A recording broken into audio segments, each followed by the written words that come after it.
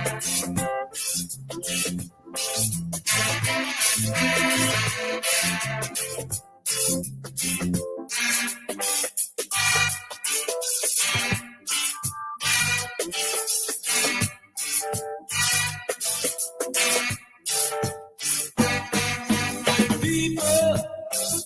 let's get together.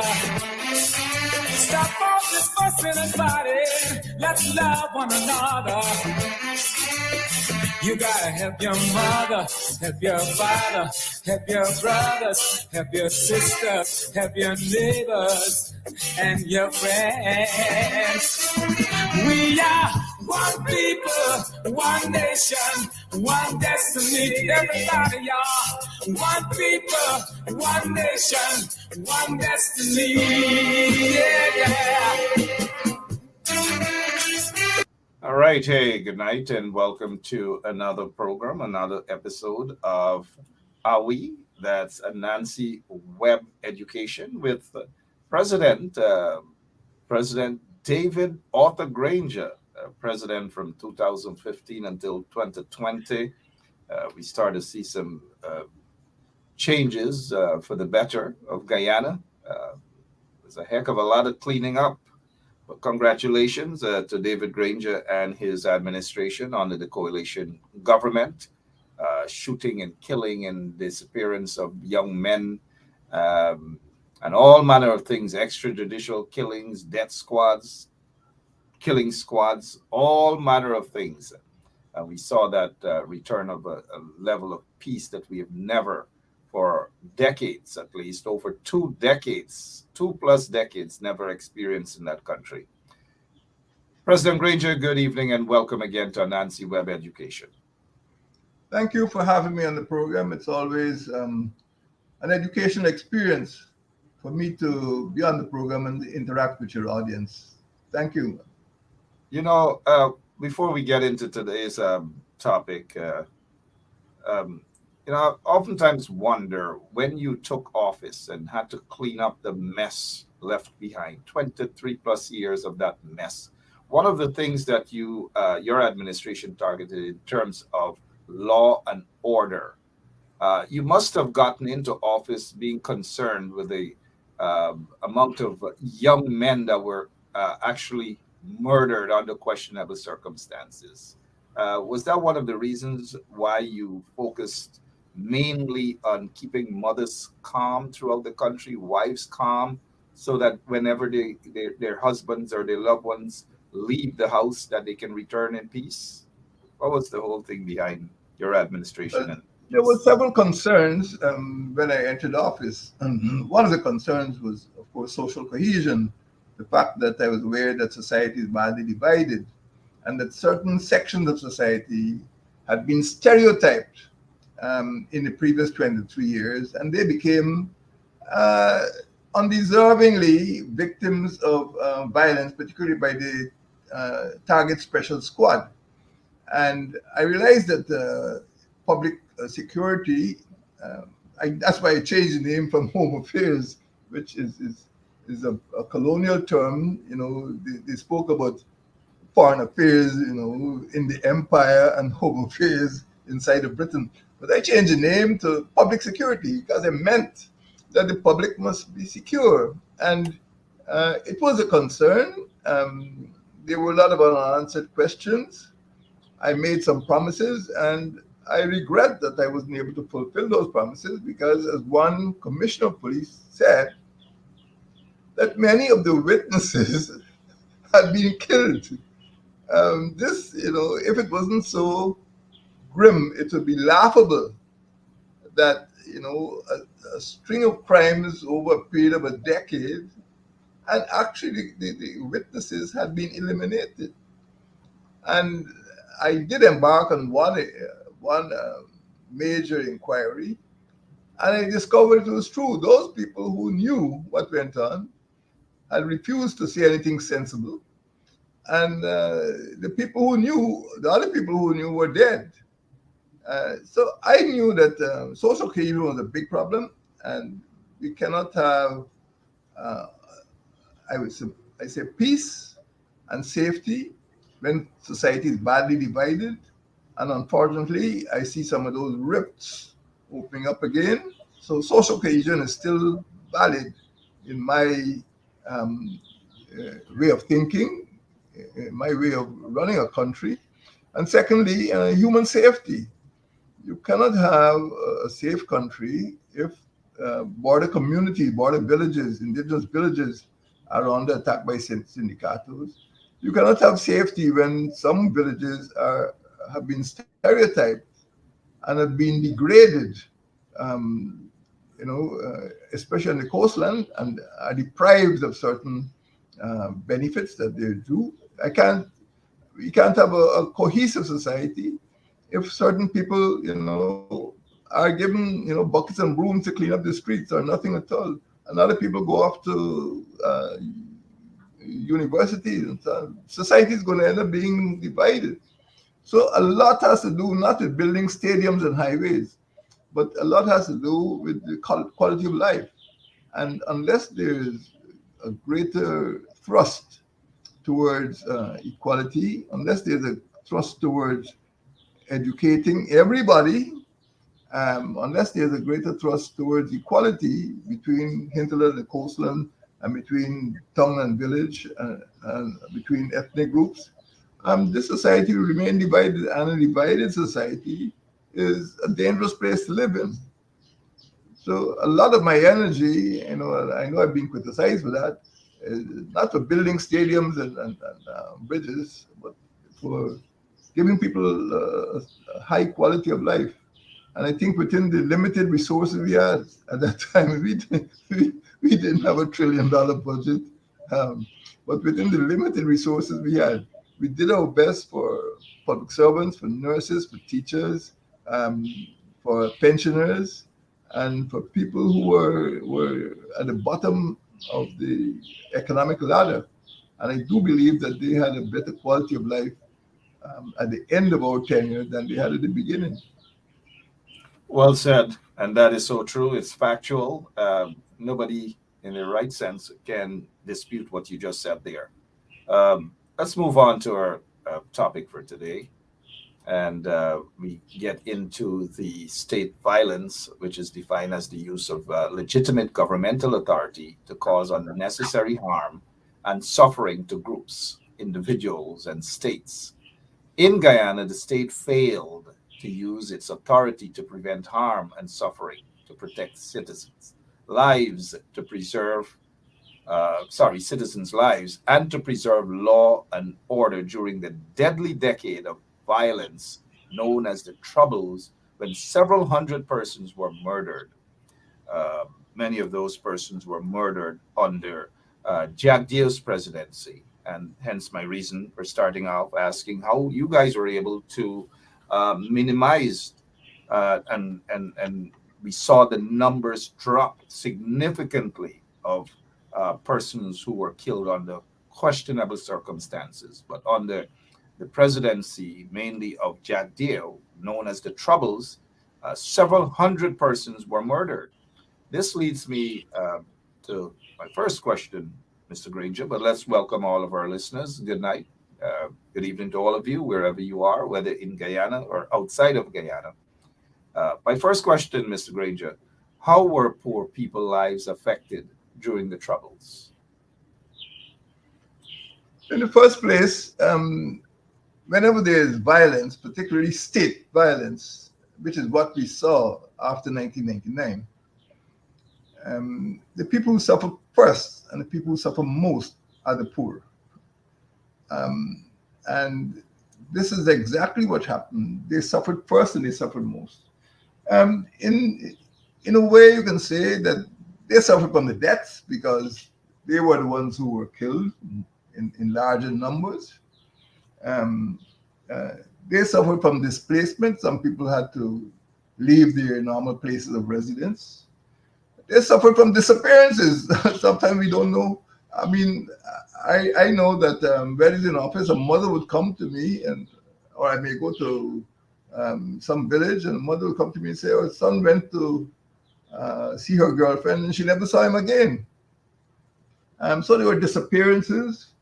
There was detention. There was a very bad incident, or it's worse than an incident, when the police arrested 12 dozen young people from Buxton Friendship.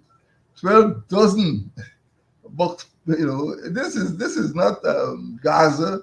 This is Guyana, and took them down to Ivleri, where they were photographed and fingerprinted. These were school teachers, people who they just saw in the street, and then they sent them back home.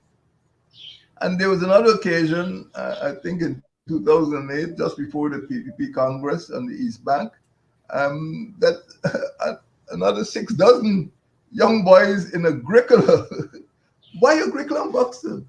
Another 6 dozen, boys were arrested in Agricola, taken to Brickdown in July, and on Emancipation Day, unbelievably, on the 1st of August, these young boys were in lockups in Brickdown, singing, emancipation, freedom now. That was how young people were affected during the Troubles. Arbitrary arrests, no compensation, no investigation. And this is what was happening to our young people. So some were killed, some disappeared, many were detained, many families were ruined. And it was not a normal situation. You can't cure the damage that was done with a few hampers and giving people a little walk with some brooms and buckets. I said, you get walk now. The damage has been deep and long lasting, and a particular group of our society, young men, poor young men, were the most affected. And I would say that their lives, maybe I cannot say the lives were destroyed, but lives were certainly very seriously damaged. And the way they saw government, the way they saw the PPP civic administration, has created a very bitter, but it's given a very bitter taste in the mouth. This is how government behave. This is how police. This is what service and protect mean. This is what the police are supposed to be doing. It seems as if they were foreigners and some invading army has created these ghettos, created these concentration camps. It's a very bad feeling for young men during that period. Very bad feeling. Very bad feeling indeed. Good evening. This is Anansi Web Education. We're talking about the troubles under the PPP, but more so for the most part, Jack Taylor's presidency. Lots and lots of murders, hundreds upon hundreds of murders. The second question, Mr. Granger, why did state violence persist during the Troubles? Why? The main reason is that people at the level of the state were encouraging the violence. That is a very serious indictment, that they knew what needed to be done. Since 1999, the government of Guyana was receiving quality advice from what is called DFID, the Department for International Development from the United Kingdom. Experts came down here, 1999, provided bundles of consultancies and recommendations. Meetings were held with Baroness Amos. Visits were paid to Metropolitan Police. So it cannot be said that they were unaware of the measures which could turn the situation around. But it persisted. And instead of meeting those officials and implementing the recommendations, we found high officials of government meeting with people like Bernard Carrick, who I think later on ended up in a correctional facility in the United States. And what is the point, unless it's a bad point, that people could avoid implementing correct decisions and end up meeting with people like him? So one of the reasons why it persisted It's because people deliberately ignored the recommendations which were placed before. Second, because an alternative form of policing was adopted, in which the TSS was empowered to do certain things, and the allegations against the TSS for extrajudicial killings were not investigated. And you can look at the reports of Amnesty International, reports of United States Department of State, the reports of Guyana Human Rights Association. They were not investigated, and the assailants were never prosecuted. Families received no compensation um, for these killings, and it persisted because the state had no interest in stopping the killings. That is the problem. The state had no interest in stopping the killings. And also, I must add that many of the usual suspects, when they came to realize that the TSS and Phantom squads were ruthless, started killing in retaliation. So you had this cycle of retaliation in which one set of murders would trigger anger, and that anger would trigger murders, which triggered anger, and so it went on. And this is the cycle of retaliation um, contributed to the perpetuation of violence. That people were using criminals, and after a while, bandits knew who those people were, and they would shoot first. So the police suffered. 2 dozen policemen were killed. So there's a monument now in Evelary to the so-called fallen heroes. But I mean, I respect the dead, but many of those persons were killed because of the way the TSS and the police and the government of Guyana at that time carried out its law enforcement duties. And the second reason, which I'd like to mention, apart from that cycle of retaliation, is the fact that there was a sort of image, a socially constructed image of the bandit. The bandit was a person with dreadlocks, probably wearing a dashiki. And once that person was put on a poster and classified as a suspect, he is very likely to be killed. And after a while, the media got accustomed to these killings, and they just felt, oh, he's a bandit. So what we saw happening is that the police started driving around with wigs. And, you know, when the shooting took place, the policeman would put on the wig, so people say, oh, the Rasta shot him. Or they put on a wig on the victim and say, oh, we just killed another criminal. All these things happened. They're untold stories of what happened during the Troubles. And the persons who were involved, unfortunately, very many former members of the Guyana Police Force were involved. And at the time when a very high-profile criminal was arrested in another jurisdiction using the company of serving policemen, it has never been doubted. It has never been doubted that people who are legitimately bearing arms on behalf of the state of Guyana were involved in criminal activities on behalf of known crooks. So I would say that during that period, the state of Guyana was becoming a state of blood, and state violence was the main means of killing persons who were regarded as impeding the illicit operations of many of the criminals, the narco traffickers, the money launderers, and other people in contraband, other people in backtracking business. So it was an era of crime and violence, and I would say that state violence was only brought to an end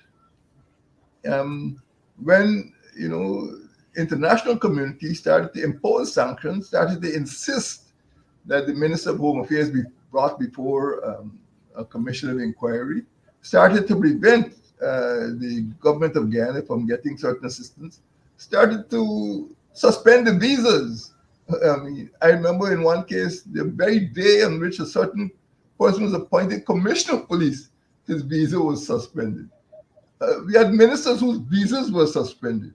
And that is a mild form of sanction against the government. So when these efforts by the donor communities or international agencies started to take hold in the administration, they decided that violence wasn't paying or wasn't bringing about the results that they needed. And that is a contributory factor to the removal from office in May 2015. That's a contributory factor. Indeed, a contributing factor.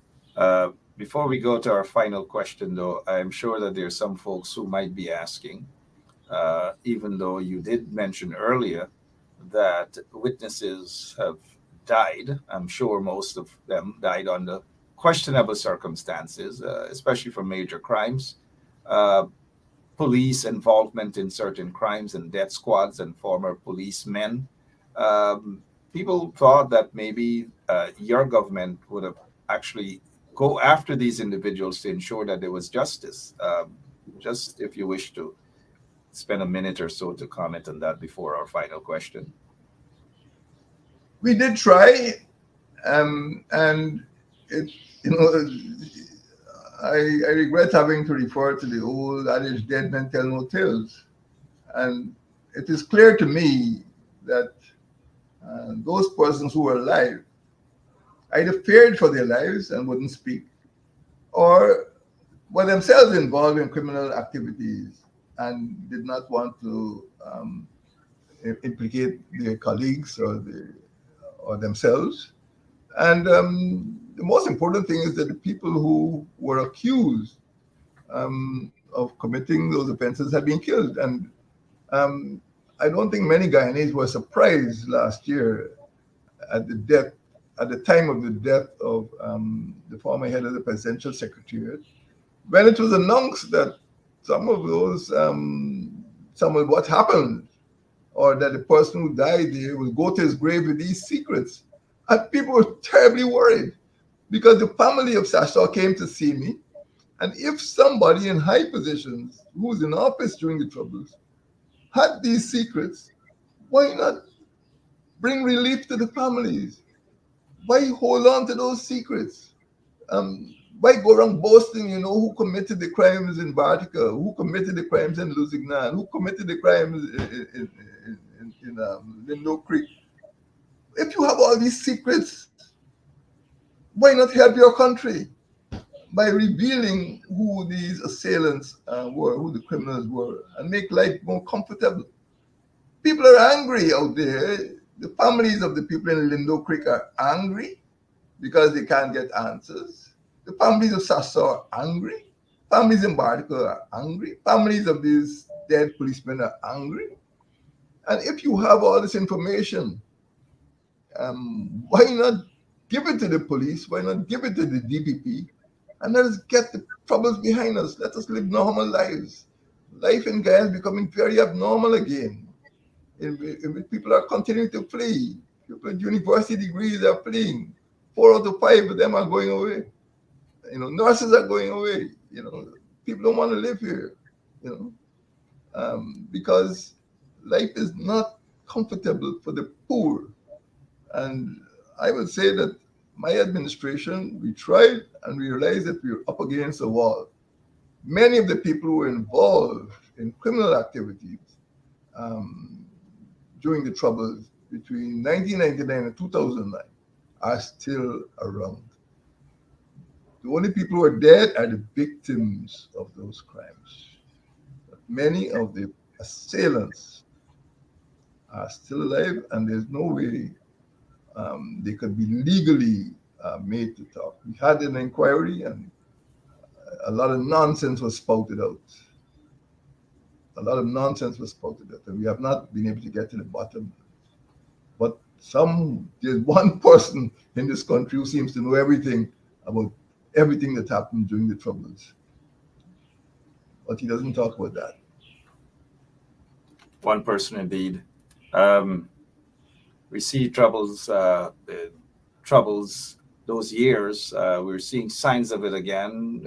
Quinlan Bacchus murder, um, Orrin Boston's murder, the murder of a guy for Gundes out at Palm Court, where uh, someone very close to the PPP regime is accused of murdering.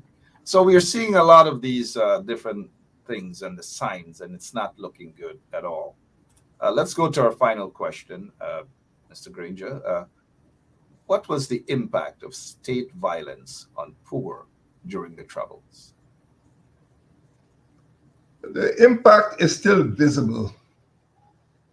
On the one hand, you could go to some of the communities which were most seriously affected, and you can see that development has been impeded or obstructed.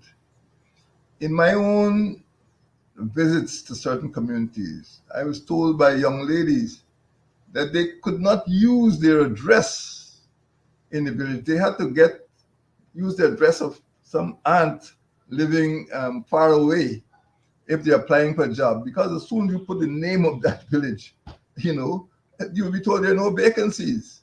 So you have to use the address of an aunt in Anne's Grove or in Ithaca or something if you apply for jobs. So when you're poor, you know, I mean, it seems that if your poverty is almost without any form of relief because you can't even get a job. In addition to that, many persons, many villages, many farmers, you know, were afraid to go to the back dams.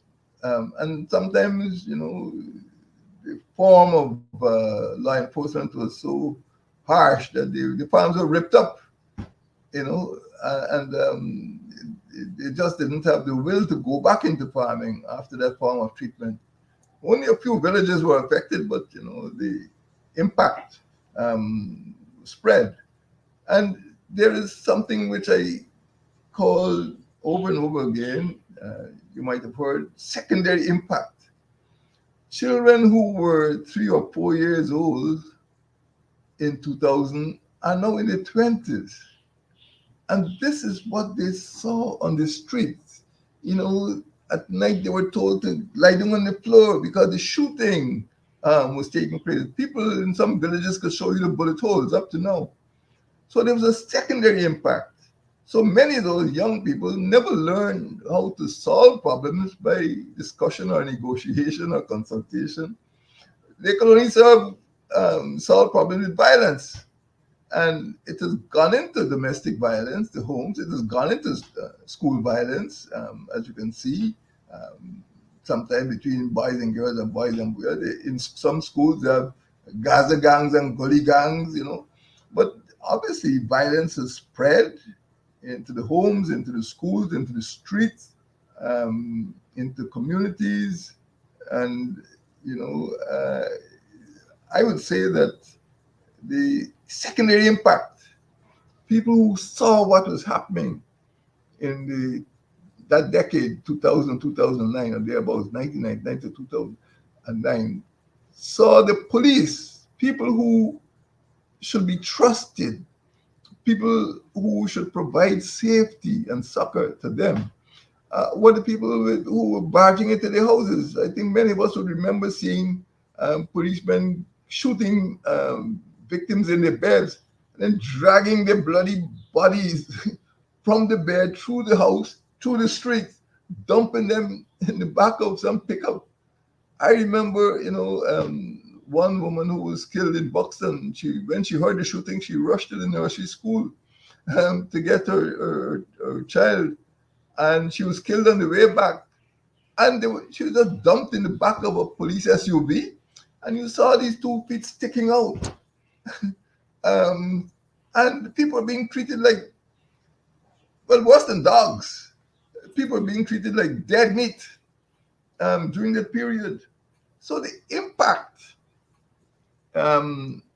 is still being felt among youngsters who are growing up who had to witness those events. It is still felt in communities where the economies have suffered. Um, it's still felt among people who have been stereotyped and stigmatized. There's some people, as happened in one inquiry, people could just look at you. And I think another leader of a political party once described members of GCOM a few years ago as looking like PNC. So when you get that level of stereotyping, that level of stigmatization, all of it is coming out of the troubles. People are looking like terrorists, looking like suspects, looking like criminals. What does that mean? And we have a very divided society now. And I think the impact of state violence is still being felt. And it will take a long time to eradicate that impact. The people responsible for state violence in 1999 have a lot to answer for. Hopefully while they're alive, they'll still answer for those. They don't have to go to the graves with those secrets. But the poor people have suffered first, and the poor people have suffered most during the troubles. And the poor people continue to suffer now under the very regime that caused the troubles. With Bernard Kerrick, who spent some time at Rikers Island. There wasn't too concerned about that. He basically wanted Bernard next to him. And I think the government then of Trinidad and Tobago canceled whatever arrangement they were about to have with Bernie. And then Jack Dave just didn't mind. So this is the sort of approach they have when it comes to law and order in Guyana. You did mention Commissioner of Police who have had his visas revoked. A deputy commissioner of police also got his visa revoked. He became the acting commissioner. Later, lots of things. Ministers got their visas revoked. A lot of people might not remember, but it was troubles indeed in those times. Troubles indeed. You're seeing little signs of those things popping its head out. We've got to be concerned with that. About that, Mr. Granger, thank you so much as always for your time, and to all of our listeners in Guyana, outside of Guyana, wherever you are, we thank you so much for inviting us into your homes. Have a great rest of the night, and give my regards, Mr. Granger, too.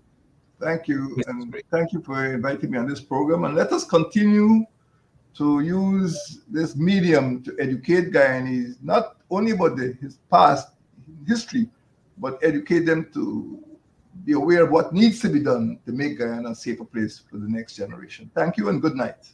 Thank you so much again, and have a good night, guys.